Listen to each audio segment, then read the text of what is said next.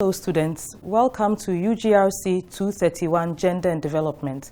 My name is Akusia Dakwa and I'll guide you through the next 3 sessions for this course. This course has 4 major objectives. 1, for you to understand the key concepts in gender and development. 2, to recognize the ways in which gender structures opportunities, rights, and determines citizenship in each country. 3, to appreciate how development policies and processes work such that they have different impacts on men and women. And finally, to understand the ways in which civil society and states at the national and international level have responded to these gender inequalities. There are 3 sessions today that we are discussing. The first one looks at key ideas in gender and development. In this session, we are going to list and define key concepts in gender and development, critically analyze the relationship between those 2 terms, and name and explain some of the international protocols that have shaped discourse in gender and development studies. The first concept is the difference between sex and gender. And what we generally say is that sex is biological while gender is social. What that means is that you come to the world with your sex, which is fixed and is the same throughout the world no matter where you are located.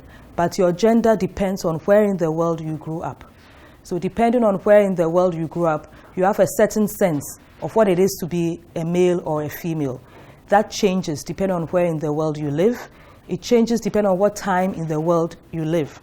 So for example, in some parts of the world, medicine is seen as a hard science, something that men only can do.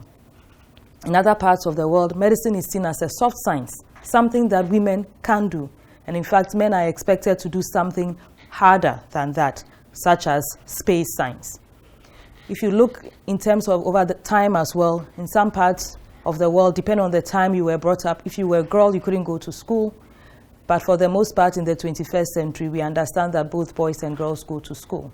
So to say then that gender is socially constructed is to say it depends where in the world you live and what time period during the world you were during the course of lifetime of the course of mankind that you were born. So here's your assignment to take a look at different activities that are done in different parts of the world by men as opposed to women, so you can get a sense of the ways in which similar activities will be done in some parts of the world by men and in other parts of the world by women, reinforcing the fact that what you do is not a function of your biology, but a function of the context in which you are growing up. The second key concept distinguishes between gender equality and gender equity. So we start with gender equality. Gender equality focuses, if you will, on the processes by which we ensure that both men and women can become whatever they want to be. So if you take education, for example, to ensure gender equality in education is to ensure that you have enough schools and enough seats in each classroom to make it possible for both men and women, boys and girls to go to school. That we call formal equality. It focuses on the processes by which you ensure that both men and women have equal access to opportunities. Gender equity, on the other hand, focuses on the outcomes. We are not just interested in both boys and girls being in school. We are interested in both boys and girls doing well in school. So it's not just enough to ensure that both boys and girls can go to school, to say that in Winneba we have equal access for both boys and girls. All of them are in the classrooms. What we are interested in is when they pass the GSS, when they write the SSS exams, we should find that both boys and girls are doing equally well. That we refer to as gender equity or substantive equality. This focuses not just on providing equality of opportunities, but equality of outcomes as well. So here again, you have an activity, you have boxes on which people are standing to be able to see a football game, and your activity or your job is to try and determine which one is a focus on equality and which one focuses on equity.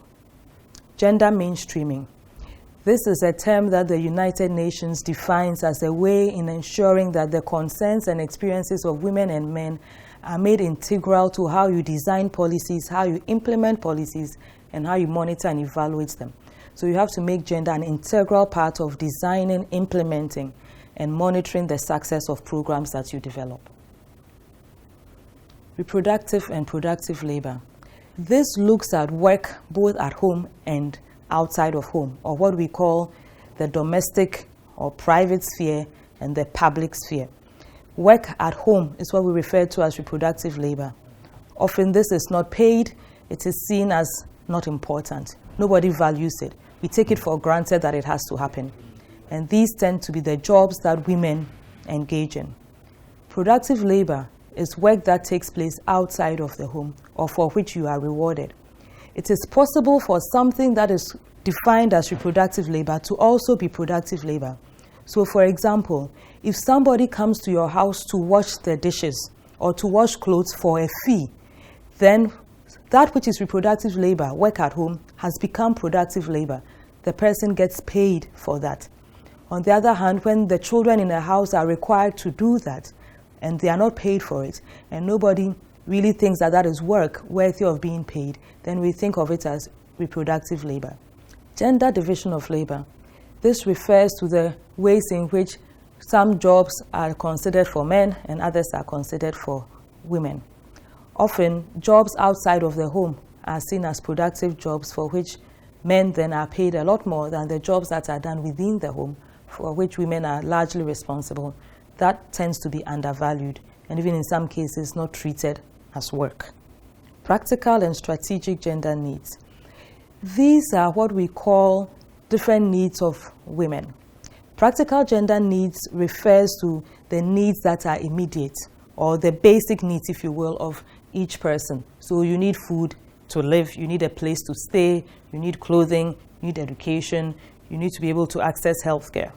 Strategic gender needs or interests are much more substantial. These refer to changing social structures and institutions so that women's position in society is equal vis-a-vis that of men.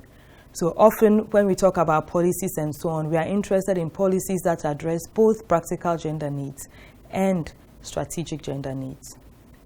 Again, you have an assignment here to understand reproductive labor, productive labor, and gender division of labor. Now on to the key concept 5, what is development? And you see that that slide has many different terms that we generally think of when we think about the word development. Social scientists have focused on specific definitions of this. So we start first with Kwesi Kwapra, who's a Ghanaian sociologist. He defines development as the improvement and upliftment of the quality of life of people so that they can attain their potential, they can build self-confidence, and they can live lives that are worthy of accomplishment and lives that are dignified. Notes emphasis on the word to improve and to uplift. Amartya Sen is a Nobel Prize-winning economist, originally from India, now resident in the United States. He defines development as the expansion of real freedoms that people enjoy. So for him, development is ensuring that people have real freedoms, that in fact what they have is expanded. So it's not just about gross national product or rise in personal incomes, but it is ensuring that those things translate into an expansion of real freedoms. So for example, if you have a lot of money, but you are not able to access entertainment where you live, that for Amartya Sen is not an expansion in real freedoms. It's not simply that you have money, but that the money should be able to translate into real freedoms for you. That then is what development is about. So note that in Kwesi Kwapra's definition, as in Amartya Sen's definition, we are thinking of improving lives, uplifting lives, expanding freedoms. It's basically about giving people more options as opposed to less options in life. The United Nations takes issues of development very, very seriously. Every year, a Human Development Report is produced. That Human Development Report is produced in each country, and then a Global Human Development Report is also produced. In 2000, the world came together and determined a set of development goals that they were going to achieve between 2000 and the year 2015. So I'm sure many of you have heard about the MDGs, the Millennium Development Goals, goals that all countries decided had to be achieved by 2015.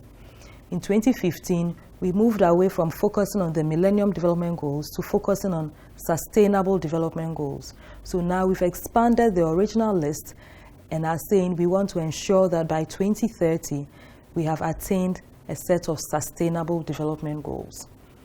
You should take a look at what the Millennium Development Goals and the Sustainable Development Goals look at. Okay, so here's your activity.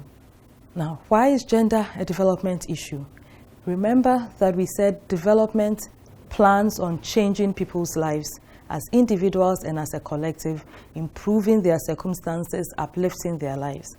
Yet, when you look at every single aspect of life, it is gendered. What happens at home is gendered. What happens at work is gendered. Issues of sexuality are gendered. Access to opportunities are gendered.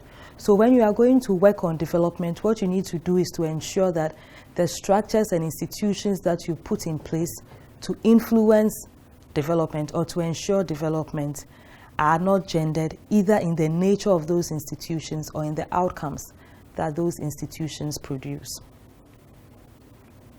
So remember, every development policy might look neutral on the face of it, but in nature, in the assumptions underpinning the policy, in the goals that the policy are developed to fulfill, and in the implementation, there's going to be a gender difference. Likewise, the impact of development projects and policies and programs can be gendered. So you need to keep that in mind when you are developing policies or programs to make sure that when you are done, they actually expand, improve, and uplift conditions for both men and women.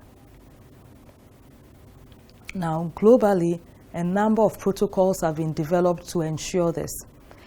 In 1972, the UN General Assembly decided that 1975 would be the International Women's Year. So that year, a meeting took place in Mexico City, and they determined that between 1975 and 1985 would be the UN Decade for Women.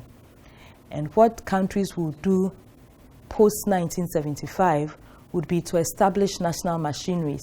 So in Ghana, for example, the National Council on Women and Development was established after that meeting in Mexico City in 1975. There was also the Convention on the Elimination of All Forms of Discrimination Against Women, CEDAW. The Decade for Women was also declared as the decade where equality, development, and peace were going to be focused on. And during that decade, women's issues were going to be integrated in national development. CEDAW came into force in December 1979.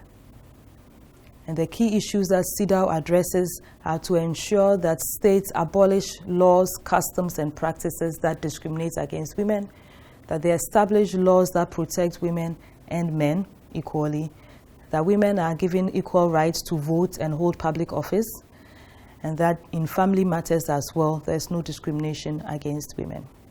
Now, in 1980, the Second International World Conference took place in Copenhagen. Note, the first one took place in Latin America, the second one took place in Scandinavia, the third one took place in Nairobi in 1985. And in Nairobi, the forward-looking strategies for the advancement of women were designed. The FLS, as we call it, focused on sexual equality, women's autonomy and power, recognizing women's unpaid work, ensuring advances in women's paid work. In 1995, we had the Beijing Conference, which focused on action for equality, development, and peace. That's the conference that most people remember and often call Beijing.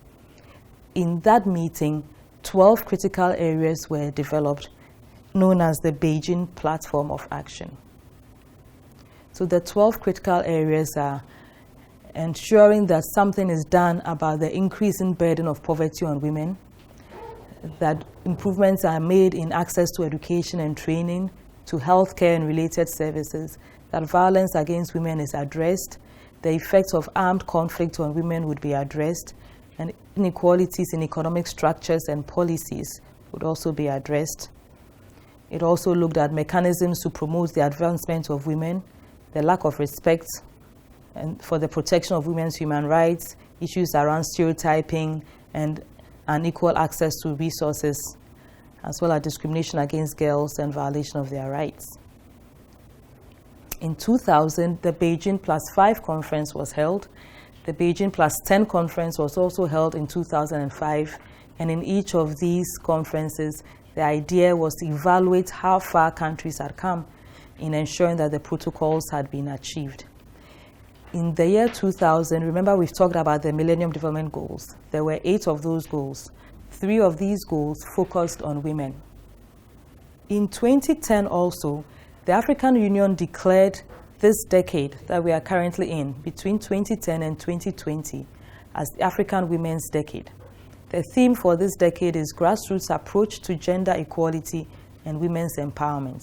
And the idea is to promote gender equality on the continent by implementing global and regional decisions that have been made to improve the lives of women. So your activity is to identify the 3 Millennium Development Goals that focus on women and to think about the ways in which they are similar to or different from the Beijing Platform for Action or the Nairobi Forward-Looking Strategies. So what have we done in this session? We have examined key concepts: gender, gender equity, gender equality, mainstreaming, productive and reproductive labor, gender division of labor, practical and strategic gender needs. We have defined development. We have explored why gender is a development issue. And we have looked at some of the major world conferences and conventions that impact on the gender and development discourse.